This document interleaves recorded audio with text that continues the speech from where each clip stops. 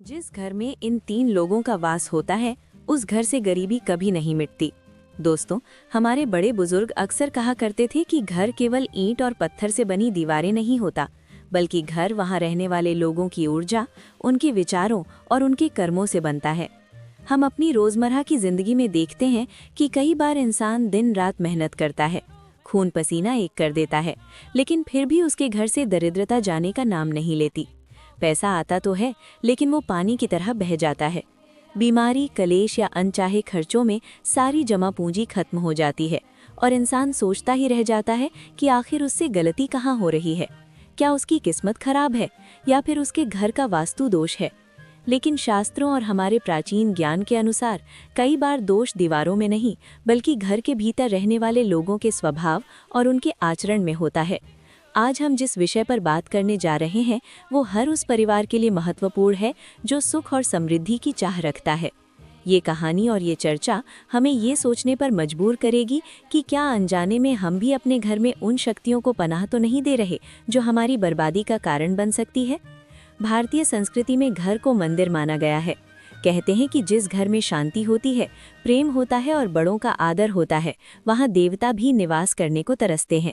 लेकिन इसके ठीक विपरीत कुछ ऐसे आचरण और कुछ ऐसे व्यक्तित्व होते हैं जिनका किसी घर में होना ही उस घर के दुर्भाग्य का कारण बन जाता है।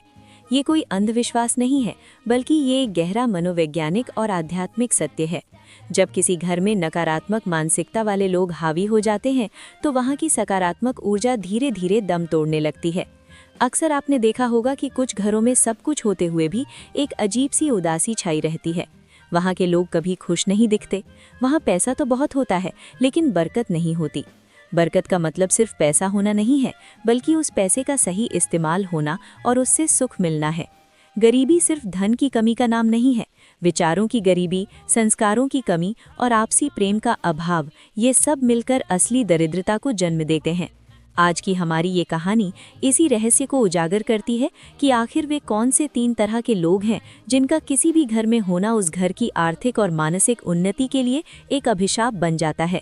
ये जानना इसलिए भी ज़रूरी है ताकि अगर हमारे घर में या हमारे स्वभाव में ऐसे लक्षण पनप रहे हैं, तो हम समय रहते उन्हें सुधार सकें। इस गहरे और गंभीर सत्य को समझने के लिए मैं आपको एक बहुत ही पुरानी और शिक्षाप्रद कहानी सुनाता हूँ। ये कहानी हमें ले चलती है भारत के एक पुराने और समृद्ध गांव की ओर, जिसका नाम था सुंदरपुर। सुंदरपुर गांव जैसा उसका नाम था, वैसा ही उसका काम भी था। वहाँ के खेत हरे भरे थे, नदियाँ कल कल करती बहती थीं और गांव के लोग बड़े ही सीधे साधे और मेहनती थे। लेकिन इसी सुंदरपुर गांव के बीचों बीच एक बहुत पुरानी हवेली थी, जो किसी समय में गांव की सबसे आलीशान इमारत हुआ करती थी। ये हवेली थी सेठ दीनानाथ के पूर्वजों की। एक समय था जब इस हवेली के आगे हाथी झूमते थे और अनाज के भंडार कभी खाली नहीं होते थे। दूर दूर तक सेठ दीनानाथ के खानदान की इज्जत थी। लेकिन वक्त का पहिया घूमा और आज उसी हवेली की हालत ये थी कि उसकी दीवारों का प्लास्टर उखड़ चुका था। बड़े से लकड़ी के दरवाजे पर दीमक लग चुकी थी और आंगन में तुलसी का पौधा भी सूखने की कगार पर था। हवेली के मालिक अब सेठ दीनानाथ नहीं, बल्कि उनके बेटे रघुवीर थे। रघुवीर स्वभाव से बुरा आदमी नहीं था। वो मेहनत भी करता था और अपने पिता की विरासत को संभालने की पूरी कोशिश भी करता था। लेकिन न जाने क्यों पिछले कुछ सालों से रघुवीर के घर में लक्ष्मी टिक ही नहीं रही थी। जो भी व्यापार वो शुरू करता, उसमें घाटा हो जाता। खेती में कभी सूखा पड़ जाता तो कभी बाढ़ आ जाती। घर में आए दिन किसी न किसी बात पर कलेश होता रहता था। कर्ज बढ़ता जा रहा था और इज्जत घटती जा रही थी। रघुवीर अक्सर अपने घर के चबूतरे पर बैठकर यही सोचता रहता कि आखिर मैंने ऐसा कौन सा पाप किया है जिसकी सज़ा मुझे और मेरे परिवार को मिल रही है। वो रोज़ सुबह उठकर पूजा पाठ करता, माथे पर तिलक लगाता और पूरी ईमानदारी से काम पर निकलता। लेकिन शाम होते होते कोई ना कोई ऐसी खबर आ ही जाती जो उसका दिल तोड़ देती। गांव के लोग भी दबी जुबान में बातें करने लगे थे कि लगता है रघुवीर के घर को किसी की नज़र लग गई है, या फिर इनके पूर्वजों का कोई दोष है जो अब तक इनका पीछा नहीं छोड़ रहा। लेकिन सच्चाई इन सब बातों से कोसों दूर थी। रघुवीर की समस्या का कारण बाहर नहीं, बल्कि उसकी अपनी हवेली की चार दीवारी के भीतर ही मौजूद था, जिसे वो मोह और अज्ञानता के कारण देख नहीं पा रहा था। कहानी उस शाम से शुरू होती है जब बैसाख का महीना था और गर्मी अपने चरम पर थी। सूरज ढलने को था और गांव की धूल भरी पगडंडियां पर गायें रंभाती हुई अपने घरों को लौट रही थी। रघुवीर अपने बाहरी ओसारे में बैठा एक पुराने बही खाते को देख रहा था। उसके चेहरे पर चिंता की लकीरें साफ दिखाई दे रही थी। उसने साहूकार से जो कर्ज लिया था उसकी तारीख नजदीक आ रही थी और हाथ में फूटी कौड़ी नहीं थी। तभी उसने देखा कि गांव के मुख्य रास्ते से एक महात्मा चले आ रहे हैं। महात्मा के चेहरे पर एक अद्भुत तेज था। उनकी दाढ़ी सफेद और घनी थी और आंखों में सागर जैसी गहराई थी। उन्होंने भगवा वस्त्र धारण किए हुए थे और हाथ में एक कमंडल और लाठी थी। ये महात्मा कोई साधारण साधु नहीं थे, बल्कि ये स्वामी आत्मानंद थे, जो कई सालों बाद तीर्थ यात्रा से लौटकर इस गांव से गुजर रहे थे। रघुवीर के पिता सेठ दीनानाथ के समय में स्वामी आत्मानंद अक्सर इस हवेली में आया करते थे। रघुवीर ने जैसे ही स्वामी जी को देखा, उसके मन में एक आशा की किरण जागी। वो तुरंत अपनी जगह से उठा और नंगे पांव ही दौड़कर स्वामी जी के चरणों में गिर पड़ा। उसने कहा कि महाराज, आज मेरे अहोभाग्य जो आपके दर्शन हुए। आप न जाने कितने वर्षों बाद हमारे द्वार पर पधारे हैं। स्वामी आत्मानंद ने रघुवीर को उठाया और उसके सिर पर हाथ रखकर आशीर्वाद दिया। उन्होंने रघुवीर के मुरझाए हुए चेहरे और चिंताग्रस्त आंखों को गौर से देखा। एक ज्ञानी पुरुष को किसी के भी मन की स्थिति समझने में देर नहीं लगती। स्वामी जी ने शांत स्वर में पूछा कि बेटा रघुवीर, सब कुशल मंगल तो है? तुम्हारी हवेली तो वही है, लेकिन इसकी रौनक कहाँ खो गई? तुम्हारी चेहरे पर वो तेज क्यों नहीं है जो तुम्हारे पिता के चेहरे पर हुआ करता था? रघुवीर की आंखें भर आईं। उसने हाथ जोड़कर कहा कि महाराज, मैं क्या कहूँ और क्या छुपाऊं? बाहर से तो मैं जिंदा दिख रहा हूँ, लेकिन अंदर से मैं रोज थोड़ा थोड़ा मर रहा हूँ। गरीबी और दरिद्रता ने मेरे घर में डेरा डाल लिया है। मैं जितनी कोशिश इससे निकलने की करता हूँ, उतना ही इसमें धंसता चला जाता हूँ। मुझे समझ नहीं आ रहा कि ये सब क्यों हो रहा है। आप तो ज्ञानी हैं, त्रिकालदर्शी हैं।